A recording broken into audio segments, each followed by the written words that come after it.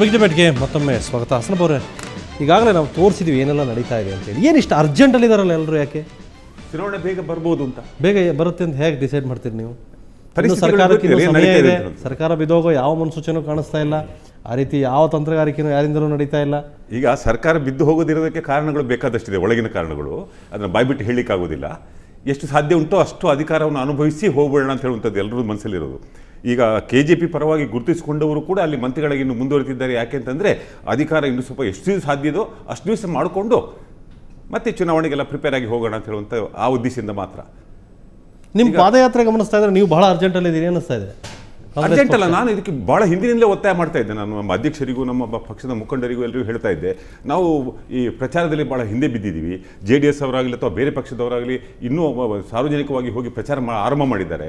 ನಾವು ಈ BJP ಅವರು ಮಾಡಿದಂಥ ಈ ಅನಾಹುತಗಳನ್ನೆಲ್ಲ ಜನರ ಮುಂದೆ ಹೋಗಿ ಹೇಳಬೇಕಾಗುತ್ತೆ ನಾವು. ಅದಕ್ಕಾಗಿ ಈಗಲೇ ನಾವು ಪಬ್ಲಿಕ್ ಮೀಟಿಂಗ್ ಮಾಡಬೇಕು, ಹೋಗಬೇಕು, ಮೆರವಣಿಗೆ ಹೋಗಬೇಕು, ಈ ಮಾತುಗಳನ್ನ ನಾನು ಖುದ್ದಾಗಿ ಹೇಳ್ತಾ ಇದ್ದೆ. ತಾವು ಹೇಳೋ ಪ್ರಕಾರ ಹಾಗಾದ್ರೆ ಉಳಿದವರಿಗಿಂತ ನೀವು ಹಿಂದೆ ಇದ್ದೀರಿ, ನೀವು ಈಗ ಆರಂಭ ಮಾಡಿದ್ದೀರಿ. ಖಂಡಿತವಾಗಿ ನನ್ನ ದೃಷ್ಟಿಯಲ್ಲಿ ನಾವು ಉಳಿದವರಿಗಿಂತ ಹಿಂದೆ ಇದ್ದೀವಿ.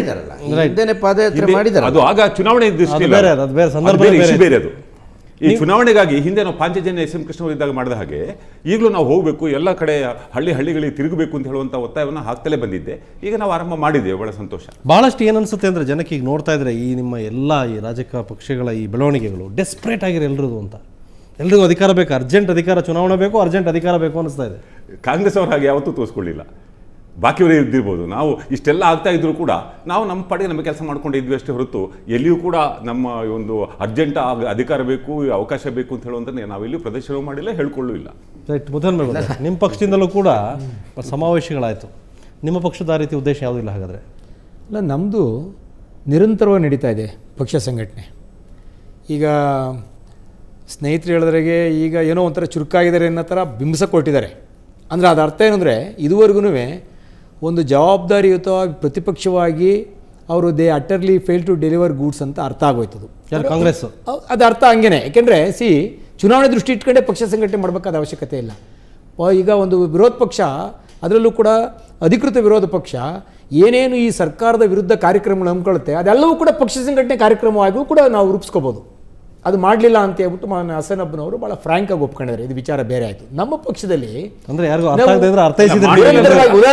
ಉದಾಹರಣೆಗೆ ಹೇಳ್ತೀನಿ, ನಾವು ನಮ್ಮ ಪಕ್ಷದ ವತಿಯಿಂದ ಬಹುಶಃ ಈ ರಾಷ್ಟ್ರ ರಾಜಕಾರಣದಲ್ಲಿ ಎಂದೂ ಕೂಡ ಒಂದು ವಿಕಲಚೇತನದ್ದು ಒಂದು ಸಮಾವೇಶ ಇಷ್ಟೊಂದು ಬೃಹತ್ ಮಟ್ಟದಲ್ಲಿ ಯಾರೂ ಮಾಡಲಿಲ್ಲ. ವಿಕಲಚೇತನ ಸಮಾವೇಶನೇ ಆಗಲಿಲ್ಲ. ಆದರೆ ವಿಕಲಚೇತನರು ಸಮಾಜದಲ್ಲಿ ನೊಂದಿರ್ತಕ್ಕಂಥ ಜನಗಳನ್ನು ಸೇರಿಸಿ, ಅವ್ರನ್ನೆಲ್ಲ ಒಟ್ಕಟ್ಟು ಸೇರಿಸಿ ಅವ್ರ ಕಷ್ಟ ಸುಖಗಳೇನು, ಸರ್ಕಾರ ಅಧಿಕಾರಕ್ಕೆ ಬಂದರೆ ಯಾವ ರೀತಿ ಅವ್ರಿಗೆ ಸ್ಪಂದಿಸ್ಬೋದು ಅನ್ನೋ ಚಿಂತನೆ ಇಟ್ಕೊಂಡು ನಾವು ಅವತ್ತೊಂದು ಬೃಹತ್ ಆದ ಕಾರ್ಯಕ್ರಮ ಮಾಡಿದೆವು. ಅದು ಚುನಾವಣೆ ದೃಷ್ಟಿ ಇಟ್ಕೊಂಡೇ ನಾವು ಮಾಡಲಿಲ್ಲ. ಅದೇ ರೀತಿ ಮೈನಾರಿಟೀಸ್ನು ಸಹ ಮಾಡಿದಾಗಲೂ ಸಹ ಅಷ್ಟೇ. ಇಂಥ BJP ಸರ್ಕಾರದಲ್ಲಿ ಮೈನಾರಿಟೀಸ್ ಎಷ್ಟು ಸೇಫ್ ಆಗಿದ್ದಾರೆ, ಅವ್ರ ಕಾರ್ಯಕ್ರಮಗಳ ಬಗ್ಗೆ ಯಾವ ರೀತಿ ಸರ್ಕಾರ ಕಾಳಜಿ ವಹಿಸ್ತಾ ಇದೆ, ಮುಂದೆ ನಾವು ಅಧಿಕಾರಕ್ಕೆ ಬಂದರೆ ಏನು ಮಾಡಬೇಕು ಅನ್ನೋ ದೃಷ್ಟಿ ಇಟ್ಕೊಂಡು ಅದನ್ನು ಕೂಡ ನಾವು ಕಾರ್ಯಕ್ರಮ ಇರಲಿ. ಹಾಗಾಗಿ ಅಲ್ಲ, ಅವಾಗಿನ್ನೂ ಚುನಾವಣಾ ಕಾವು ಪ್ರಾರಂಭ ಆಗಿರಲಿ. ಈ ನಮ್ಮ ಪಕ್ಷದ ವತಿಯಿಂದ ಈ ಸಂಘಟನಾ ಕಾರ್ಯಕ್ರಮ ನಿರಂತರವಾಗಿ ನಡೀತಾ ಇದೆ. ಯಾವತ್ತೂ ಕೂಡ ನಾವು ಈ ಚುನಾವಣೆ ಬರ್ತಾ ಇದೆ, ಮಾರ್ಚ್ನಲ್ಲ ಏಪ್ರಿಲ್ನಲ್ಲ ಅಥವಾ ಬರ್ಬೋದು ಮೇನಲ್ಲಿ ಬರ್ಬೋದು ಅನ್ನೋ ಚುನಾವಣೆ ದೃಷ್ಟಿ ಇಟ್ಕೊಂಡು ನಾವು ಯಾವತ್ತೂ ಕಾರ್ಯಕ್ರಮ ಹಾಕೊಳ್ಳಿಲ್ಲ. ಸೊ ನೀವು ಡೆಸ್ಪರೇಟ್ ಆಗಿಲ್ಲ? ಡೆಸ್ಪರೇಷನ್ ಪ್ರಶ್ನೆನೇ ಇಲ್ಲ. ನೋಡಿ, ನಾವು ಪಕ್ಷ ಸಂಘಟನೆಯನ್ನು, ಪಕ್ಷವನ್ನು ಸಜ್ಜುಗೊಳಿಸ್ತಕ್ಕಂಥದ್ದನ್ನು ನಿರಂತರವಾಗಿ ಮಾಡ್ಕೊಂಡು ಬರ್ತಾ ಇದ್ದೀವಿ. ಒಂದು. ಎರಡನೇದು, ಅಧಿಕೃತ ವಿರೋಧ ಪಕ್ಷ ತನ್ನ ಕರ್ತವ್ಯವನ್ನು ಮಾಡಲಿಕ್ಕೆ ವಿಫಲರಾದಂಥ ಸಂದರ್ಭದಲ್ಲಿ ಇವತ್ತು JDS ಪಕ್ಷ ಕೇವಲ 28 ಶಾಸಕರು ಇಟ್ಕೊಂಡಿದ್ರು ಕೂಡ ಇವತ್ತು ಈ ಕರ್ನಾಟಕ ರಾಜ್ಯದಲ್ಲಿ ಅನೇಕ ವಿಚಾರಗಳಲ್ಲಿ ಬಹುಶಃ ರಾಜ್ಯದ ಜನತೆಗೆ ತೃಪ್ತಿಯಾಗೋ ರೀತಿಯಲ್ಲಿ ವಿರೋಧ ಪಕ್ಷವಾಗಿ ಕೆಲಸ ಮಾಡಿದೆ ಇವತ್ತು ಜಾತ್ಯತೀತ ಜನತಾದಳ. ಸೊ ಮದನ್ ಪಟೇಲ್, ತಾವು ಹೇಳಿ, ತಮ್ಮ ಪಕ್ಷದ ಅಜೆಂಡಾ ಏನು, ತಾವೇನು ನಡೆಸಿದಿರಿ? ಗೆಳೆಯರು ಹೇಳ್ತಾ ಇದ್ರು ಅಂಗವಿಕಲರ ಅಲ್ಲ, ಅದು ಬೇಡ, ಇದೆ ನೋಡಿ. ನಮ್ಮ ನೆಚ್ಚಿನ ನಾಯಕರಾದಂಥ ಯಡಿಯೂರಪ್ಪನವರು ಇವತ್ತು ಒಂದು ಸಮುದಾಯ ಅಲ್ಲ, ಎಲ್ಲ ಸಮುದಾಯಗಳಿಗೆ, ಎಕ್ಸಾಂಪಲ್ ನಮ್ಮ ಅಲ್ಪಸಂಖ್ಯಾತರ ನಾಯಕರಿದ್ದಾರೆ, ಹಜ್ ಭವನ ಕಟ್ಟಿಸಿದಾಗಲಿ, ಮತ್ತು ಕೇವಲ 30-40 ಕೋಟಿ ರೂಪಾಯಿ ಇದ್ದಂಥ ಅಲ್ಪಸಂಖ್ಯಾತರ ಫಂಡನ್ನು ಬಜೆಟ್ನಲ್ಲಿ 330 ಕೋಟಿ ಇಟ್ಟಿದ್ದು ಸನ್ಮಾನ್ಯ ಯಡಿಯೂರಪ್ಪನವರು. ಅವರು ಇಂಥ ಸಮುದಾಯಕ್ಕಂತಲ್ಲ, ಕನಕ ಜಯಂತಿ ಮಾಡಿದ್ದಾರು, ವಾಲ್ಮೀಕಿ ಜಯಂತಿ. ಈಗ ರಾಜ್ಯ ಎಲ್ಲ ಟೂರ್ ಹೊಡಿತಾ ಇದ್ರಲ್ಲ, ಅಭಿವೃದ್ಧಿಗೆ ಮಾಡಿದವರು ಯಾರು? ರಾಜ್ಯ ಟೂರ್ ಹೊಡಿತಾ ಇದ್ರಲ್ಲ, ಸಮಾವೇಶ ಚಿಕ್ಕಮಗಳೂರು ಮಾಡಿ. ಯಡಿಯೂರಪ್ಪನವರು ಮಾಡಿದಂಥ ತಮ್ಮ ಸೇವಾ ಅವಧಿಯಲ್ಲಿ ಏನೇನು ಕಾರ್ಯಗಳನ್ನು ಮಾಡಿದ್ದಾರೆ. ಈಗ ಅಂಗವೈಕಲರಿಗೆ ಕೇವಲ 300-400 ರೂಪಾಯಿದಿಂದ 1,000 ರೂಪಾಯಿ ಅವರಿಗೆ ಮತ್ತೊಂದು ಪ್ರಶ್ನೆ, ನೀವು ಮಾಡಿದಿರಿ ಅನ್ನೋದಾದ್ರೆ ಜನಕ್ಕೆ ತಲುಪಿದ್ರೆ ನೀವು ಅದನ್ನ ಹೇಳ್ಕೊಳ್ಳಾಗತ್ತೆ ಏನು? ಜನನೇ ಹೇಳ್ಬೇಕಲ್ಲ. ನಾವು ಮಾಡಿದ್ದೀವಿ ಅಂತ ಹೇಳ್ಕೊಳ್ತಿರೋ ಅಗತ್ಯ ಜನರಿಗೆ ಏನು? ನಾವು ತಿಳಿಸೋದು ನಮ್ಮ ಕರ್ತವ್ಯ. ನಮ್ಮ ನಾಯಕರಾದಂಥ ಯಡಿಯೂರಪ್ಪನವ್ರು ಮಾಡಿದ್ದು ಯಾವ ಎಲ್ಲ ಸಮುದಾಯ ತೆಗೆದುಕೊಳ್ಳಿ, ಅವರೊಬ್ಬರು ಜಾತ್ಯತೀತ ನಾಯಕರು. ನಾನು ಇವತ್ತು ಇವ್ರಿಗೆ ಹೇಳ್ತೀನಿ, ಇವತ್ತು ಕರ್ನಾಟಕದಲ್ಲಿ ನಮ್ಮ ಯಡಿಯೂರಪ್ಪನವರ ಲಿಂಗಾಯತ ನಾಯಕರು ಅಂತ ಹೇಳ್ತೀರಿ, ಆದರೆ HD ಕುಮಾರಸ್ವಾಮಿಯವರಾಗ್ಬೋದು, ಸದಾನಂದ ಗೌಡರಾಗ್ಬೋದು, ಅಶೋಕ್ರವರಾಗ್ಬೋದು, ಇಬ್ಬರು ಮುಖ್ಯಮಂತ್ರಿಗಳನ್ನು, ಒಕ್ಕಲಿಗ ಮುಖ್ಯಮಂತ್ರಿಯನ್ನು ರಾಜ್ಯಕ್ಕೆ ಕೊಟ್ಟಿದ್ದು ಸನ್ಮಾನ ಯಡಿಯೂರಪ್ಪನವರು, ಒಬ್ಬ ಉಪಮುಖ್ಯಮಂತ್ರಿಯನ್ನು ಕೊಟ್ಟಿದ್ದನ್ನು ಸನ್ಮಾನ ಯಡಿಯೂರಪ್ಪನವರು, ಒಬ್ಬ ದಲಿತ ನಾಯಕ DS ವೀರಯ್ಯನವ್ರನ್ನಾಗಲಿ, ಅಥವಾ ಒಂದು ಗಾಣಿಗ ಸಮುದಾಯದ BJ ಪುಟ್ಟಸ್ವಾಮಿ ಆಗಲಿ, ಅಥವಾ ಒಂದು ನೇಕಾರ ಸಮುದಾಯದ MD ಲಕ್ಷ್ಮೀನಾರಾಯಣ ಅಂತ, ಇಂಥ ಎಲ್ಲ ಸಮುದಾಯವನ್ನು ಜೊತೆಗೆ ತೆಗೆದುಕೊಂಡಂಥ ಒಬ್ಬರೇ ಒಬ್ಬರು ನಾಯಕರಂದರೆ ಅದು ಯಡಿಯೂರಪ್ಪನವರು. ಇವತ್ತು ನಾವೇನು ಪ್ರಚಾರ ಮಾಡೋದೇ ಬೇಡ, ಯಡಿಯೂರಪ್ಪನವ್ರು ಒಂದು ಫೋಟೋ ಹಾಕ್ಕೊಂಡು ಹೋದರೆ ಸಾಕು, ನಾವು ಖಂಡಿತ ಅಧಿಕಾರಕ್ಕೆ ಬರ್ತೀವಿ ಅನ್ನೋ ನಂಬಿಕೆ ನಮ್ಗೆ. ರೈಟ್ ಅಶ್ವತ್ಥನಾರಾಯಣವರೇ, ತಾವೀಗಾಗಲೇ ತಾವು ಕೂಡ ಉಳಿದವ್ರಿಗೆ ಏನು ಕಮ್ಮಿ ಆಗಲಿಲ್ಲ, ಈಗಾಗಲೇ ಮುಖ್ಯಮಂತ್ರಿ ಅಭ್ಯರ್ಥಿ ಯಾರು ನೆಕ್ಸ್ಟು ಅಂತ ಘೋಷಣೆ ಕೂಡ ಮಾಡ್ಕೊಂಡ್ಬಿಟ್ಟಿದ್ದೀರಿ. ಅದು ಇಲ್ಲಿ ರಾಜ್ಯ ಮಟ್ಟದಲ್ಲಿ ಮಾಡ್ಕೊಂಡಿದ್ದೀರಿ, ರಾಷ್ಟ್ರ ಮಟ್ಟದ ನಿಮ್ಮ ನಾಯಕರು ಹೈಕಮಾಂಡ್ ಹೇಳಿದಾರೆಲ್ಲೋ ಗೊತ್ತಿಲ್ಲ, ಜನಗಳ ಹಾದಿ ತಪ್ಪಿಸೋಕ್ಕೋ ಅಥವಾ ನಿಜವಾಗ್ಲೂ ನಿಮ್ಮ ಉದ್ದೇಶ ಇದೆಯೋ ಅದು ಗೊತ್ತಿಲ್ಲ. ಉಳಿದೆಲ್ಲ ಪಕ್ಷಗಳ ರೀತಿ ತಾವು ಅಧಿಕಾರದಲ್ಲಿದ್ದೀರಿ, ತಾವು ಕೂಡ ಅದನ್ನು ಮಾಡಿಕೊಟ್ಟಿದ್ದೀರಿ, ಯಾಕೆ ಇಷ್ಟು ಬೇಗ? ತಮಗೂ ಗೊತ್ತಿದೆ ಇನ್ನು ಯಾವುದೂ ಇದೆ ನಿಮ್ದು ಇನ್ನೂ ಅಂತ. ಸರ್, ನಮ್ಮದು BJPದು ನಿರಂತರವಾಗಿ ಪೊಲಿಟಿಕಲ್ ಆಕ್ಟಿವಿಟೀಸ್ ಸರ್ಕಾರದಲ್ಲಿ ಇದ್ದಾಗಲೂ ನಾವು ಮಾಡ್ತೀವಿ, ಸರ್ಕಾರ ಇಲ್ಲಿ ಮುಖ್ಯಮಂತ್ರಿ ನಿಮ್ಮವರೇ ಇದ್ದಾರೆ,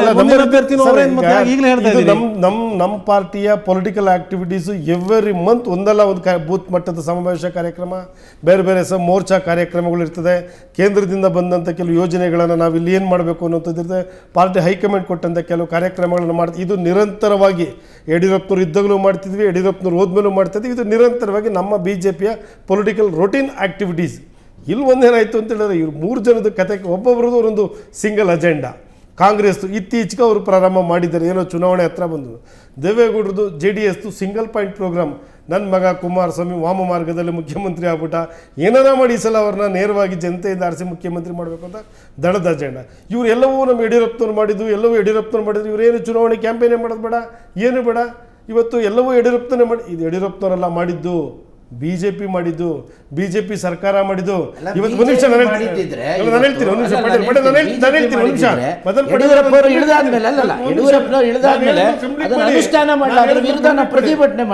ಇವತ್ತು ನೀವೆಲ್ಲವೂ ಇವತ್ತು ಯಡಿಯೂರಪ್ಪನವ್ರು ಮಾಡಿ, ಇವತ್ತು ಏನು ಯಡಿಯೂರಪ್ಪನವರು ಏಕಾಂಗಿಯಾಗಿ ಮಾಡಿದ್ರು ಅಂತ ಇವ್ರು ಹೇಳ್ತಾರೆ.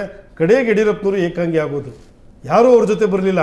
ತಿಳ್ಕೊಳ್ಳಿ ಸಮಯ, ಪಾರ್ಟಿ ಮಾಡಿದ್ದಿದೆ, ಪಾರ್ಟಿ ಲೆಕ್ಕದಲ್ಲಿ ಆಗಿರೋದು, ಪಾರ್ಟಿಯಾಗಿ ಉಳ್ಕೊಳ್ತು. ಯಡಿಯೂರಪ್ಪನವ್ರು ಏಕಾಂಗಿಯಾಗಿ ಉಳ್ಕೊಂಡ್ರು. ನೀವು ದೊಡ್ಡ ಪಕ್ಷ BJP ಯಾಕೆ ಅವ್ರ ಬಗ್ಗೆ ಅಷ್ಟೊಂದು ತಲೆ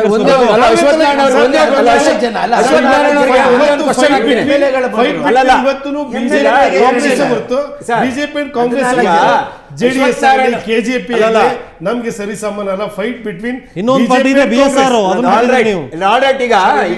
BJP BSR ಬಳ್ಳಾರಿಗೆ ಸೀಮಿತವಾಗಿರ್ತಕ್ಕಂಥ ಒಂದು party. BJP is only for the reserve in Ballari constituency. BJP ಪಕ್ಷದ ಪರಿಸ್ಥಿತಿ ಏನಾಗಬಹುದು ಅಂತ ತೀರ್ಮಾನ ಮಾಡೋರು ನಾವಲ್ಲ. ಇಲ್ಲಿ ಬರ್ತಕ್ಕಂಥ ಚುನಾವಣೆ ತೀರ್ಮಾನ ಆಗ್ತದೆ, ಏನಾಗ್ತದೆ, ಯಾವ ರೀತಿ ಇವ್ರು ಚುನಾವಣೆ ಫೇಸ್ ಮಾಡಬೇಕಾಗುತ್ತೆ, ಎಷ್ಟು ಕಷ್ಟ ಆಗುತ್ತೆ ಜನಗಳ ಮುಂದೆ ಅನ್ನೋದನ್ನ ಜನನೇ ಉತ್ತರಿಸ್ತದೆ, ಕಾಲನೇ ಉತ್ತರಿಸ್ತದೆ. ಇದು ಒಂದು. ಅಶ್ವತ್ಥನಾರಾಯಣ ಅವ್ರಿಗೆ ಒಂದು ಸಿಂಪಲ್ ಆಗಿ ಒಂದು ಉತ್ತರ ಹೇಳಿಕ್ ಬರ್ತೀನಿ. ನೀವು ಅಧಿಕಾರದಲ್ಲಿರ್ತಕ್ಕಂಥ ಮುಖ್ಯಮಂತ್ರಿನ ಚುನಾವಣೆ ಇನ್ನೂ 4-5 ತಿಂಗಳಿದೆ ಅಂತ ಇದ್ರೂ ಕೂಡ ಈಗಲೇ ಮುಖ್ಯಮಂತ್ರಿ ಅಭ್ಯರ್ಥಿ ಅಂತ ಬಿಂಬಿಸಕ್ಕೆ ನಿಮಗಿದೆ ಅಧಿಕಾರ. ನಮ್ಮ ಪಕ್ಷದಲ್ಲಿ ರಾಷ್ಟ್ರೀಯ ನಾಯಕರು, ನಮ್ಮ ಕುಮಾರಸ್ವಾಮಿ ಅವರು ನಮ್ಮ ರಾಜ್ಯದ ಅಧ್ಯಕ್ಷರಾಗಿದ್ದಾರೆ, ಮಾಜಿ ಮುಖ್ಯಮಂತ್ರಿಗಳು. ಅವರು ಸ್ವತಂತ್ರವಾಗಿ ಜನರಿಂದ ಆಯ್ಕೆಯಾಗಿ ಮುಖ್ಯಮಂತ್ರಿ ಆಗಬೇಕು ಅದನ್ನು ಬಯಸಿರ ತಪ್ಪೇನಿದೆ? ನೀವು ನಿಮ್ಮ ಮುಖ್ಯಮಂತ್ರಿ ಅಭ್ಯರ್ಥಿನ ಈಗಲೇ ಘೋಷಣೆ ಮಾಡ್ತೀರಿ. ಯಾಕೆಂದ್ರೆ ಅದು ಯಡಿಯೂರಪ್ಪನವರಿಗೆ ಸೆಡ್ ಹೊಡಿಲಿಕ್ಕೋಸ್ಕರ ನೀವು ಮುಖ್ಯಮಂತ್ರಿಯನ್ನ ಇವತ್ತು ಜಗದೀಶ್ ಶೆಟ್ಟರ್ ಮಾಡಿದ್ದೀರಿ ಅಂತ ಅಂದು ಜನರಿಗೆ ಗೊತ್ತಿರತಕ್ಕಂತ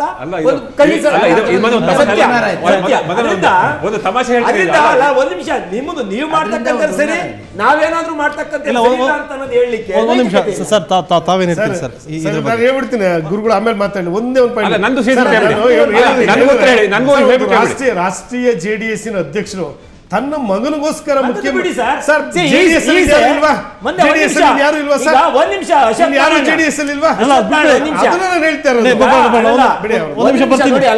HD ಕುಮಾರಸ್ವಾಮಿ ಅವರು ಅವ್ರ ಮಗ ಅನ್ನೋದು ಇನ್ಸಿಡೆಂಟ್ ಅಲ್ಲೋ, ಬಟ್ ಅವರು ಪೊಲಿಟಿಕಲ್ ಆಗಿ ಈ ರಾಜ್ಯದ ಜನತೆ ಇವತ್ತು ಮೆಚ್ಚದ ರೀತಿಯಲ್ಲಿ ಆಡಳಿತ ಕೊಟ್ಟಿದ್ದಾರೆ. ಮತ್ತೆ ಅವ್ರು ಆಯ್ಕೆ ಆಗಿರ್ತಕ್ಕಂಥ ಭಯ ಇದೆ. ಯಡಿಯೂರಪ್ಪ ಅಂದ್ರೆ ಎಷ್ಟು ಭಯ ಇದೆ ಅನ್ನೋದು BJP ಯಡಿಯೂರಪ್ಪ ಅಂದ್ರೆ ಈ ಪಾಯಿಂಟ್ ಮಿಸ್ ಮಾಡ್ಕೋತಾ ಇದ್ದೀವಿ. ಯಾರು ಈ ಚುನಾವಣೆಯಲ್ಲಿ ಚೀಫ್ ಮಿನಿಸ್ಟರ್ಗೆ ಎಲೆಕ್ಟ್ ಮಾಡೋಲ್ಲ. ಈ ಚುನಾವಣೆಯಲ್ಲಿ ಎಲೆಕ್ಟ್ ಮಾಡೋದು ಈ ಶಾಸಕರನ್ನ, MLAಗಳನ್ನು.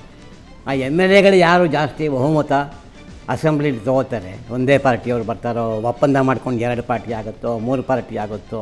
ಯಾಕೆಂದರೆ ಈಗ ಜನರಿಗೆ ಈ ರಾಜಕೀಯ ನಾಯಕರುಗಳು ಚುನಾವಣೆ ಮುನ್ನ ಕೊಡ್ತಕ್ಕಂಥ ಯಾವುದೇ ಥರದ ಭರವಸೆ ಮೇಲೆ, ಅವ್ರು ಕೊಡೋ ಮಾತಿನ ಮೇಲೆ, ಆಣೆ ಪ್ರಮಾಣದ ಮೇಲೆ ಜನರಿಗೆ ನಂಬಿಕೆ ಇಲ್ಲ. ಗೆದ್ದ ಮೇಲೆ ಅವರವ್ರ ಅನುಕೂಲ ನೋಡ್ಕೋತಾರಪ್ಪ ಅನ್ನೋ ಖಂಡಿತವಾದ ನಂಬಿಕೆ. ಅಲ್ಲ, ನಾವು ಎತ್ತಿದ್ದು ಇವತ್ತಿನ ಟಾಪಿಕ್ ಇವರೆಲ್ಲ ಯಾಕೆ ಇಷ್ಟು ಅರ್ಜೆಂಟಲ್ಲಿ ಇದ್ದಾರೆ ಅಂತ, ಯಾಕೆ ಎಲ್ಲ ಇಷ್ಟು ಅರ್ಜೆಂಟಲ್ಲಿ ಇದ್ದಾರೆ? ಸಮಾವೇಶ, ಪಾದಯಾತ್ರೆ, ಅವ್ರು ಆ ಥರದಲ್ಲಿ ಯಾಕಿದ್ದಾರೆ ಅಂದರೆ ಯಾರೋ ಒಬ್ಬರು ಶುರು ಮಾಡಿದ್ರು, ಇನ್ನೊಬ್ಬರು ಸುಮ್ಮನೆ ಇರಬಾರ್ದಲ್ಲ. ಒಂದು ಪಾರ್ಟಿಯವರು ಶುರು ಮಾಡ್ಕೊಂಡ್ರು, ಇನ್ನೊಬ್ಬರು ಸುಮ್ಮನೆ ಇರಬಾರ್ದು. ಅವ್ರಿಗೇನೋ ಇನ್ಫಾರ್ಮೇಷನ್ ಇರಬೇಕಪ್ಪ, ಇನ್ನು ಮುಂದಿನ ತಿಂಗಳೇ ಬಂದುಬಿಟ್ರೆ. ಯಾಕೆಂದರೆ ಈಗ ಎಲೆಕ್ಷನ್ ಕಮಿಷನ್ಗೆ ಯಡಿಯೂರಪ್ಪನವರ KJP ಪಕ್ಷ 30 ದಿನ ನೋಟಿಸ್ ಕೊಟ್ಟು ಎಲೆಕ್ಷನ್ ಡಿಕ್ಲೇರ್ ಮಾಡೋ ಅಧಿಕಾರ ಇದೆ. ವಿತಿನ್ 6 months ಅವ್ರು ಮಾಡ್ಬೋದು. ಈಗ ಅವ್ರಿಗೆ ಅಧಿಕಾರ ಇದೆ. ಅವರು ಎಕ್ಸ್ಟ್ರಾ ಸ್ಪೆಷಲ್ ಕೇಸಲ್ಲಿ 30 ದಿನ ನೋಟಿಸ್ ಕೊಟ್ಟರೆ ಸಾಕು, ಎಲೆಕ್ಷನ್ ಮಾಡ್ಬೋದು.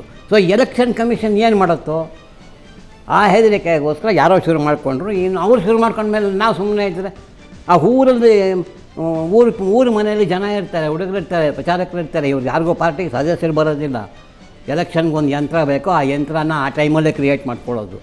ನಮ್ಮ ಊರಲ್ಲಿ ಇರ್ತಕ್ಕಂಥ ಹುಡುಗರೆಲ್ಲ ಇವತ್ತು ನೀವು ಕಾಂಗ್ರೆಸ್ನವ್ರು ಮೀಟಿಂಗ್ ಮಾಡಿ BJP ಅವ್ರು ಮೀಟಿಂಗ್ ಮಾಡದೆ ಹೋದರೆ ನಾನು ಕಾಂಗ್ರೆಸ್ಸಲ್ಲೇ ಉಳ್ಕೊಂಬಿಟ್ರೆ ಹೋದರಲ್ಲಿ ಅವ್ರನ್ನ ಹೇಳ್ಕೋಬೇಕಲ್ಲ. ನಾನು ಅವ್ರು ಮೀಟಿಂಗ್ ಮಾಡಿದ್ರೆ ನಾನು ಮೀಟಿಂಗ್ ಮಾಡಬೇಕು, ಅವ್ರ ಪಾದಯಾತ್ರೆ ನಾನು ಮಾಡಬೇಕು. ಜಾಸ್ತಿ ಒಂದು ಹೇಳ್ತೀನಿ ಕೇಳ್ಬಿಡಿ. ಕೊನೆಯದು, ಇದು ಯಾಕೆ ಎಷ್ಟೊಂದು ಅಬ್ರ ಆಗ್ತಾ ಇದೆ, ಈಗ ಅಬ್ರವಾಗಿ ಕಾಣ್ತಾ ಇದೆ ಅಂದರೆ ಈ ಮಾಧ್ಯಮದಲ್ಲಿ ಇದ್ಬಿಟ್ಟು ಬೇರೆ ಏನೂ ಬರ್ತಾಯಿಲ್ಲ. ಪೇಪರ್ನಲ್ಲೂ ಬರ್ತಾಯಿಲ್ಲ, ಯೂಟ್ಯೂಬಲ್ಲೂ ಬರ್ತಾಯಿಲ್ಲ, ಪ್ರೈವೇಟ್ ಟಿವಿನಲ್ಲೂ, ಟಿವಿಗಳಲ್ಲಂತೂ ಸಿಕ್ಕಾಪಟ್ಟೆ ಬರ್ತಾಯಿದೆ. ಟಿವಿನಲ್ಲಿ ಇದೇ ಕಾರ್ಯಕ್ರಮ ಇಲ್ಲ, ಬರ್ತಿದೆ, ಪೇಪರ್ಲೂ ಬರ್ತಾ ಇದೆ. ಇಂಪ್ರೆಷನ್ ಏನು ಜನಗಳ ಕ್ರಿಯೇಟ್ ಆಗಿಬಿಟ್ಟಿದೆ ಈಗ ಅಂದರೆ ಏನೋ ಭಾಳ ಬಿರುಸಾಗಿ ದೊಡ್ಡ ರೀತಿಯಲ್ಲಿ ದಿಗ್ಗಜಗಳ ಹೋರಾಟ ಅಂತ ಹೇಳ್ತೇವೆ. ಅದೇನು ಶುರುವೇ ಆಗಿಲ್ಲ. ಅದು ಒಂದು ಪಾರ್ಟಿ ಎಲೆಕ್ಷನ್ ಮ್ಯಾನಿಫೆಸ್ಟೋ ರಿಲೀಸ್ ಮಾಡಿಲ್ಲ, ಒಂದು ಪಾರ್ಟಿ ಅದರ ಧೋರಣೆ ರಿಲೀಸ್ ಮಾಡಿಲ್ಲ. ದೇಶದ ಪ್ರಚಲಿತ ವಿಚಾರಗಳಲ್ಲಿ ಒಂದು ಕರ್ನಾಟಕದಿಂದ ಮುಖಂಡರುಗಳು ಒಬ್ಬರು ಅದರ ವಿಚಾರ ಏನು ಅಂತ ಹೇಳಿಲ್ಲ. ಇವಾಗ CAG ರಿಪೋರ್ಟ್ ಪಬ್ಲಿಷ್ ಆಯಿತು. ಹೇಳಿದ್ರು ಯಡಿಯೂರಪ್ಪನವ್ರು ಏನು ಮಾಡಿದ್ದಾರೆ, ಅವರೇನು ಮಾಡಿದ್ದಾರೆ, ಇವರೇನು ಮಾಡಿದ್ದಾರೆ. ಅದು ಎಲ್ಲಿ ಗೊತ್ತಾಗುತ್ತೆ? ಬೀದಿಯಲ್ಲಿ ಭಾಷಣ ಮಾಡಿದ್ರೆ ಗೊತ್ತಾಗೋದಿಲ್ಲ. ಯಾರೋ 4 ಜನಕ್ಕೆ ಸೀರೆ ಕೊಟ್ಬಿಟ್ಟು ಇವರೆಲ್ಲ ಭಾಗ್ಯಲಕ್ಷ್ಮಿ ಮಾತೆಯರು ಅಂದರೆ ಗೊತ್ತಾಗೋದಿಲ್ಲ. CAG ರಿಪೋರ್ಟಲ್ಲಿ ಯಾವ್ಯಾವ ಕೆಲಸದಲ್ಲಿ ಏನೇನಾಯಿತು, ಕಾಂಟ್ರಾಕ್ಟ್ ಯಾರು ಇದ್ದರು, ಎಷ್ಟು ಹೋಯಿತು, ಎಷ್ಟು ಬಂತು, ಗಣಿ ಲೈಸೆನ್ಸು ಎಲ್ಲಿತ್ತು, ಎಲ್ಲಿ ಹೋಯಿತು, ಇದೆಲ್ಲ ರಿಪೋರ್ಟ್ ಇದೆ. ವಿಧಾನ ಮಂಡಲ ನಡೀತಿರ್ಬೇಕಾದ್ರೆ ಆ ರಿಪೋರ್ಟನ್ನು ಸರಿಯಾಗಿ ಮಂಡನೆ ಮಾಡದಿದ್ದರಿಂದ ಅದಕ್ಕೆ ಸರಿಯಾದ ಪ್ರಚಾರ ಸಿಕ್ಕಿಲ್ಲ. ಅದು ಸಿಕ್ಕಿದಾಗ ಜನಕ್ಕೆ ಗೊತ್ತಾಗುತ್ತೆ ಯಾರ್ಯಾರು ಏನೇನು ಮಾಡಿದ್ದಾರೆ. ನಾಯಕರ ಕುತಂತ್ರ ಅದು ಸನ್ಮಾನ್ಯ ಯಡಿಯೂರಪ್ಪನವ್ರ ಮೇಲೆ. ರೈಟ್ ಸರ್, ಅವ್ರು ಏನೂ ಮಾಡದೆ ಹೋದ್ರು ಅವ್ರ ಮೇಲೆ ಒಂದು ಕುತಂತ್ರ, ಒಂದು ಷಡ್ಯಂತ್ರ. ಅದೇನು ಹೇಳಿ ಅದಕ್ಕೆ ಮೊದಲು ಒಂದು ಚಿಕ್ಕ ಬ್ರೇಕ್.